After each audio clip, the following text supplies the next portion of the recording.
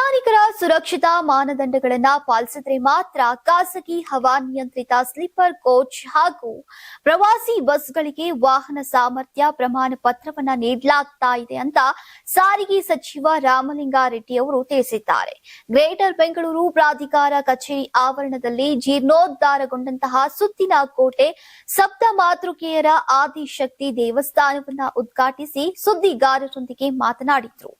ರಾಜ್ಯದಲ್ಲಿ ಸಂಭವಿಸಿರುವಂತಹ sleeper coach ಬಸ್ಗಳ ಅಗ್ನಿ ಅವಘಡ ಹಿನ್ನೆಲೆಯಲ್ಲಿ ಪ್ರಯಾಣಿಕರ ಸುರಕ್ಷತೆಯನ್ನ ಗಮನದಲ್ಲಿಟ್ಟುಕೊಂಡು ಸರ್ಕಾರ ಈ ನಿರ್ಧಾರವನ್ನ ಕೈಗೊಂಡಿದೆ.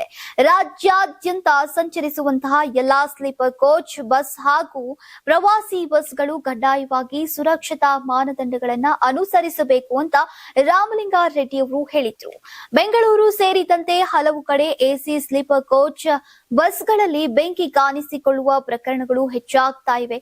ಹೀಗಾಗಿ ರಾಷ್ಟ್ರೀಯ ಮಾನವ ಹಕ್ಕುಗಳ ಆಯೋಗ ಮತ್ತು ಸೆಂಟ್ರಲ್ ಇನ್ಸ್ಟಿಟ್ಯೂಟ್ ರೋಡ್ ಟ್ರಾನ್ಸ್ಪೋರ್ಟ್ ಸಂಸ್ಥೆಗಳು ಪ್ರಯಾಣಿಕರ ರಕ್ಷಣೆಗೆ ಅಗತ್ಯ ಕ್ರಮಗಳನ್ನು ಕೈಗೊಳ್ಳುವಂತೆ ಸೂಚಿಸಿವೆ. ಅದರಂತೆ ಮಾನದಂಡಗಳನ್ನು ರಚಿಸಲಾಗಿದೆ.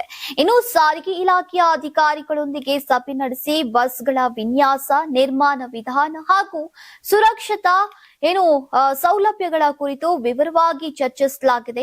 ಎಲ್ಲಾ ಸ್ಲೀಪರ್ ಕೋಚ್ ಹಾಗೂ ಪ್ರವಾಸಿ ಬಸ್ಗಳು ಕಡ್ಡಾಯವಾಗಿ ಸುರಕ್ಷತಾ ಮಾನದಂಡಗಳನ್ನು ಅನುಸರಿಸಬೇಕು, ಸುರಕ್ಷತಾ ನಿಯಮಗಳನ್ನ ಕಡ್ಡಾಯವಾಗಿ ಪಾಲಿಸಬೇಕು ಅಂತ ಆದೇಶವನ್ನ ಹೊರಡಿಸಲಾಗಿದೆ ಅಂತ ರಾಮಲಿಂಗಾರೆಡ್ಡಿ ಅವರು ತಿಳಿಸಿದ್ದಾರೆ. ನೀವು ಸಣ್ಣ ಆಗ್ಬೇಕಲ್ವಾ? ಅದು ಒಂದು ಉತ್ತಮ ಆಹಾರದಿಂದ ಸಣ್ಣ ಆಗ್ಬೇಕಲ್ವಾ? ಪ್ರತಿದಿನ ನಮ್ಮ ಜೀನಿ ಸ್ಲಿಮ್ ನ ಯೂಸ್ ಮಾಡಿ ಯಾವುದೇ ಸೈಡ್ ಎಫೆಕ್ಟ್ ಇಲ್ದಂಗೆ ನೀವು ಸಣ್ಣ ಆಗ್ತೀರಾ.